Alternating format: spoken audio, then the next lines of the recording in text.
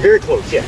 Yeah, very close. These are a little bit late, but they're the only historically accurate shoes I have. So these are probably about 11 centuries, or about 100 years. Well, this is a tarsoli. Tarsoli, exactly. Yeah. These were. It just means you find, and where we've been finding them is at the bottom of usually the northwest corner post. Iceland. Late 1800s. Oh yeah, we're talking about Iceland, Norway, Finland, Scandinavia. I had locations for Viking. The only place that we know of in Canada that actually had a Viking settlement is Lance Meadows in Newfoundland. That's the only place that had it. I almost made it there. I was in Newfoundland for 6 months, and that's one spot I never made it. 6 months and you couldn't make it to Lance Meadows? Wow, you must have been a busy guy.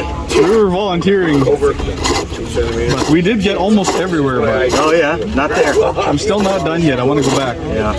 So, pretty country from what I understand. Yes.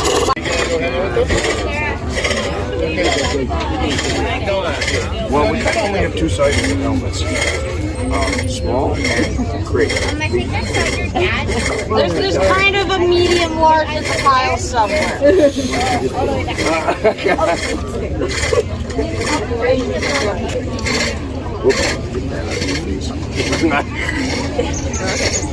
Oh, I like that one, Em.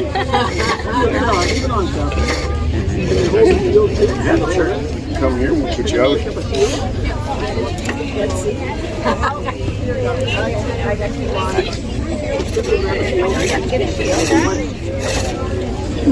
So come here, step here. Now face the camera. And that. We're not supposed to swing in. So you come here.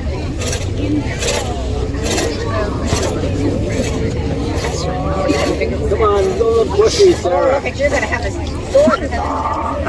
Straight, look like you're coming in. Throw, we're going to give a roar, all right? 3, 2, 1. No, who needs a step key, right? And then here I am.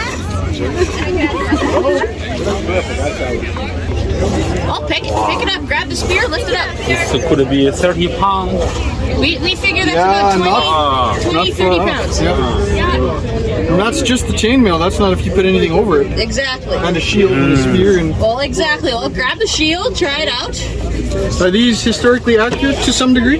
The weight? For the most part, the biggest difference is because we're cheap and easy. Then we usually use plywood. What they would have done is they would have shaped the wood into planks and button groove joint. And it would probably be for abilities in battle. Exactly. Yeah. They weren't really big on. They were weight. light. Yeah, they were light, and the big things, and it goes straight through your shield.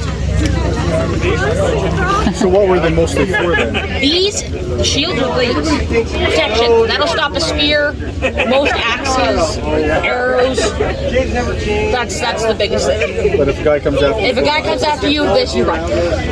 Unless you're really, really good, you run. yeah. The biggest thing is that this and the chainmail started coming at the end of the period. These Dane axes in particular started coming around when cavalry, when people started using cavalry.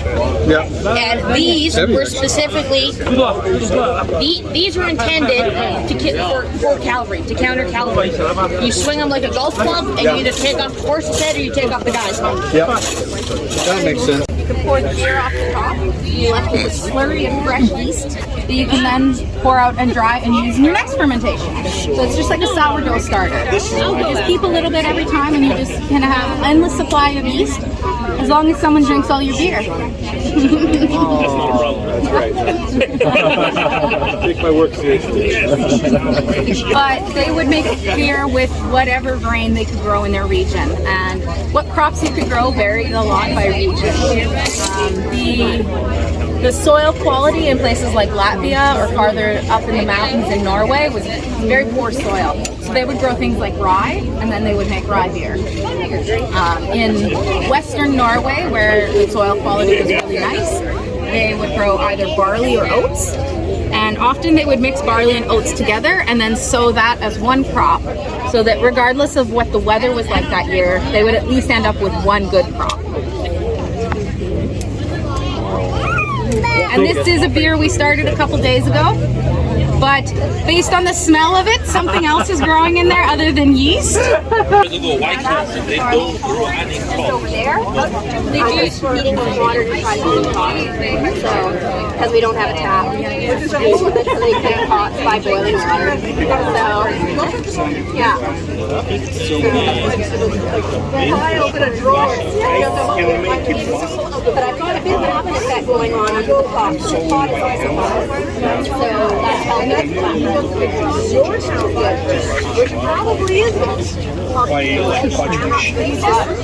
you come back around and see this lump of dough sitting on the fire. We've got a lady slab in it, simmering away. So you don't need the dough, you break cooking with slab inside. A modern compromise. Yeah. But in terms of like, fish and chips, battered chips, part of that was an adaptation to actually cook the things inside, right? Not the originals wouldn't have eaten the dough.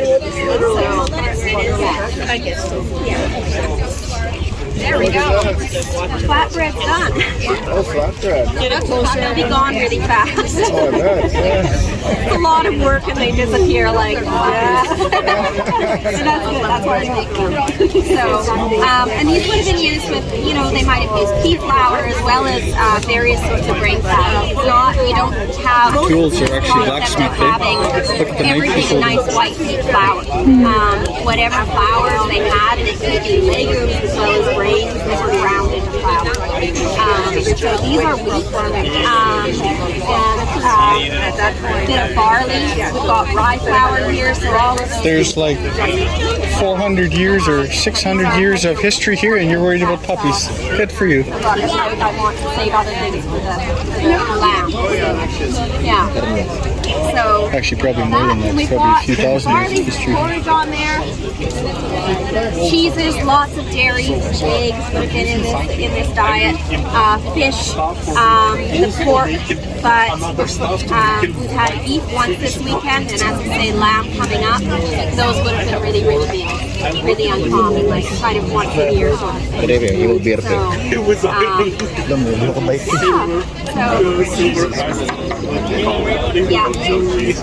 Yeah, so we've got some goat cheese out there. I made some cheese yesterday over the fire. Just a fresh cheese, you basically bring milk to the simmer and add something to separate the roots away, which in this case is vinegar.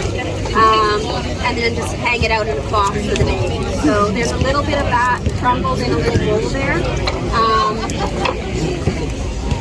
Bob, how would you like to It's basically potted cheese. And we sprinkle it over some fresh greens yesterday. Because time of year for fresh greens. But there's another Out of wood? No, you can't make that out of wood. So Wendy here actually can tell you far more about the cheese making process because you actually made that cheese. Yeah. So when you're making dairy was a huge thing. So if you add rennet to cheese, rennet is this is the stomach of a calf or a lamb that hasn't had, it's never eaten by crap. It's only milk fat. If you add that to milk, it coagulates, it turns it away, little stomach. So the whey could be put aside, be fermented, and drank for fermentation is to preserve the cheese. When it's The yards, if you don't walk in the yards, So you've got your normal hunting arrow. we didn't have it here because I didn't have it. Later on, but it would be like all the the leftover bits from butchering and organs. You started to see more and more of these arrows. Larger groups of partridges, heavier arrows, upwards of just get a couple of hours. How to be fairly accurate. Do it with longbow, that way. You start training for about in England, quite a long time, it was legal requirement. On Sunday, go to church. After church, go down to the shooting range. All day long. She's right here. Yeah, I know.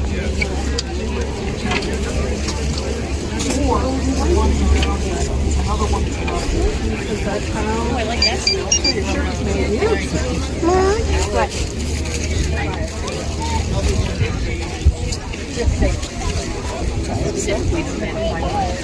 Come on. This way.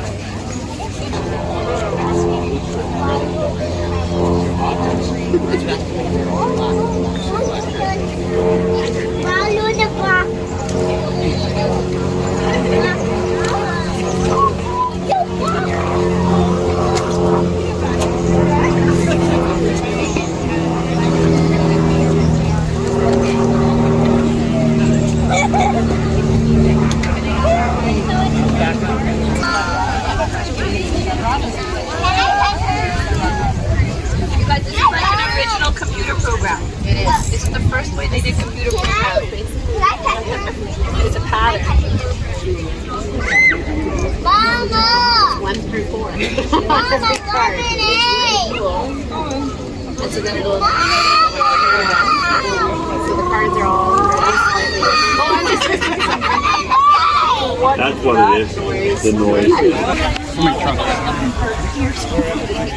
You know what? I recently I would know how to use the loom, and then I would know how to cut and stitch the garments for my husband. Although I might have someone else doing that for me if I was from but I would still know how to do it, and I would be the judge of whether it was being done. Something like a helmet would cost probably as much as a fancy like red sports car. Very expensive. Only rich people would have it. Now you can go to Princess Auto and get that done. Yeah. I made this one myself. So, really? Yeah. Took probably about 220 hours, I think. Oh, it was the first one I ever made, so it took me a little bit longer to get everything quite good. So this is just a sleeve from a shirt of mail, but a whole shirt probably would have cost back then about as much as your house would now. So only the very most rich people, the king and probably the earls, and maybe a couple of really old warriors that had gotten lots of loot, they might own a shirt like that, but hardly anybody else would have. That is a board game. So this is called a 9-Man Morris. It's a very old game. The Romans played it like 2,000 years ago, and the Vikings also played it. They found scraps of fabric that had been dipped in pitch. And people still play it today even. So there's 9 pieces and 2 players. You get to take turns putting your pieces on the board. And the goal is to make a mill, which is 3 of your color pieces in a row. When you get that, you get to take one of your opponent's pieces off the board. And then you keep playing until one of the players only has 2 pieces left. And they can't make a mill anymore. And then they lose. We can put glue on! Alright, should we go to somebody else and ask them questions? Otherwise, Cut some rope or thread or something like that, or some meat maybe for my meals. Do you do blacksmithing? Yes, yeah. I made pretty much everything on the table. I didn't make the mail. Yeah, I made the hammers and the file here and the helmet. Smithing? Yeah. We don't have any. And you start. Still difficult. Yeah. Do you know who made some of the, like, the cooking there? There's like some pretty elaborate metalwork there. Yeah. So some of the cauldrons are made by the Vikings here. Anyone, once they've done it for about 20 to 30 hours, will start to get consistent. That sounds like a lot, but you like 15 minutes a day? That's no different than like knitting or crocheting. The consistency isn't there at the beginning either. And the funny thing is, every time I teach people how to do it, I'm like, trust me, take your first yarn that you've made, put it in a drawer, come back 6 months later. Not only will you see how much better it is, but you have this cool novelty yarn that you're What?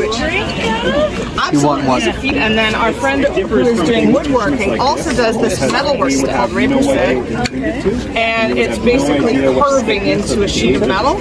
And so the trick is, the reason it's a feasting horn is because if you're having a feast with all of your friends, you fill this with something tasty, like an apple beverage. You can't put it down until it's empty.